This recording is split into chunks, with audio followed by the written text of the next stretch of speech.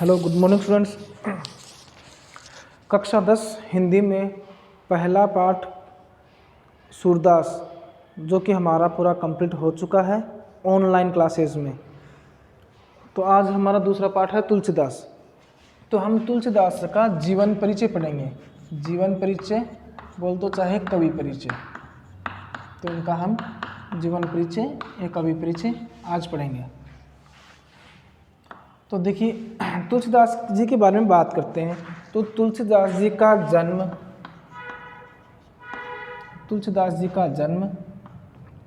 विक्रमी संवत 1589 को 1589 को तुलसीदास जी का जन्म विक्रमी संवत 1589 को उत्तर प्रदेश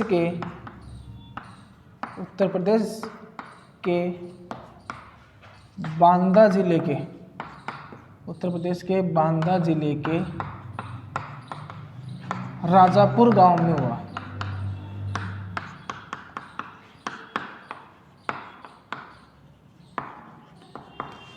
तुलसीदास जी का जन्म विक्रमी संवत 1589 को उत्तर प्रदेश के बांदा जिले के राजापुर गांव में हुआ। इनकी माता का नाम हुलसी तथा पिता का नाम आत्माराम दुबे था।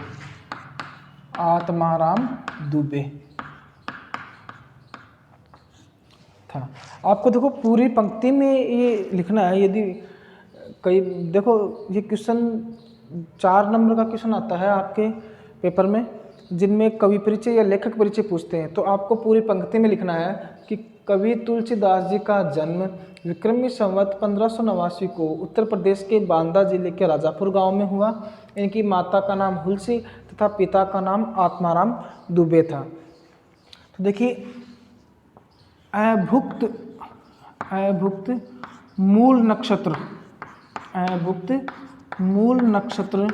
में जन्म लेने के कारण इनके माता पिता ने इन्हें घर से त्याग दिया,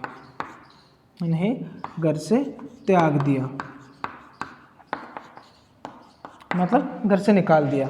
देखिए, अभुक्त मूल नक्षत्र मानते हम अपने हिंदू धर्म में ये माना जाता है कि अभुक्त मूल नक्षत्र में यदि कुछ पैदा होता है, जन्म लेता है, तो उसको कुछ समय के लिए घर से निकाला जाता है। इसी कारण इनको घर से निकाल दिया था, त्याग दिया था। फिर एक मुनिया नामक दासी को सौंप दिया। फिर मुनिया नामक दासी ने ही इनका पूरा पालन पोषण किया था।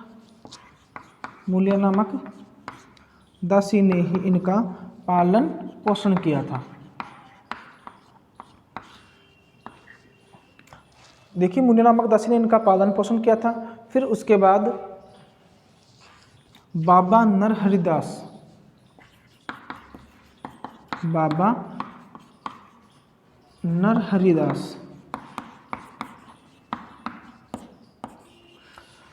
मुनिया नामक दासी ने इनका पालन पोषण किया। उसके बाद बाबा नरहरिदास ने इनको अध्यापन करवाया, अर्थात इनको पढ़ाया था। बाबा नरहरिदास ने इनको पढ़ाया था, इनको शिक्षा दी थी। और उसके बाद में ही बाबा नरहरिदास इनके गुरु कहलाए थे। अर्थात तुलसीदास जी ने बाबा नरहरिदास से शिक्षा ग्रहण करके इनको अपना गुरु बना लिया था। फिर देखिए, इन्होंने शिक्षा ग्रहण कर ली। उसके बाद में इनका विवाह हुआ था रत्नावली से। इनकी शिक्षा के बाद इन्होंने रत्नावली से विवाह कर लिया था। फिर कुछ समय बाद में ये कुछ समय मथुरा रहे, फिर काशी जाकर मथुरा रहे, फिर काशी चले गए और इन्होंने वहाँ जाकर के अनेक रचनाएं रची, अर्थात अनेक काव्य लिखे। रचनाएं का मतलब कविताएं हैं, काव्य हैं। वो काव्य लिखे जिनमें से इनके एक तो उत्तर राम उत्तरामचरित, गीतावली और दोहावली, ये इनके प्रमुख रचनाएं हैं। ये इनकी प्रमुख रचनाएं हैं। तो देखो आपको इनको पंक्तियों में लिखना है पूरा, लगभग आप 8-10 लाइनों में पूरा पंक्तियों में लिखते हो, तब जाकर आपको इनके पूरे 2 नंबर मिलते हैं। दो नंबर के 2 कवि या 2 लेखक का परिचय पूछते हैं, जिनमें से एक कवि और एक लेखक होते हैं, लगभग इनका परिचय पूछते हैं। तो आपका इनका परिचय लिखना पड़ता है, थोड़ा तरीके से लिखना पड़ता है। जैसे कवि तुलसीदास जी का जन्म विक्रमी संवत 1589 के उत्तर प्रदेश के बांदा जिले के राजापुर गांव में हुआ।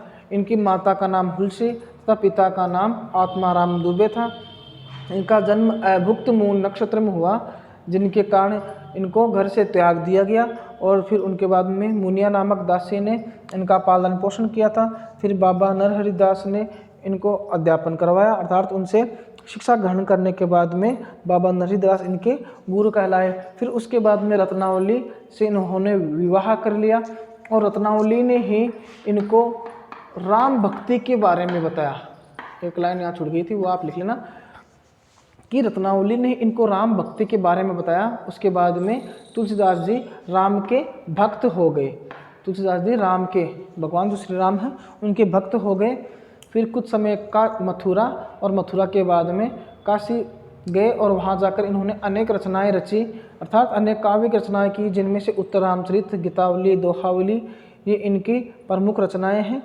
और इनके बारे में कुछ और 1-2 लाइन, 1-2 पंक्ति आपको लिखनी है, तो आप थोड़ा सा बुक और पढ़ लेना, उसमें थोड़ा सा और मिल जाएगा और इनके बारे में पूरा जीवन परिचय लगभग यही आता है। तो ये तुलसीदास का जीवन परिचय हो गया। उसके पद्यांश के बारे में, उसकी व्याख्या हम अगले जो वीडियो आएगा उसमें पढ़ेंगे। धन्यवाद।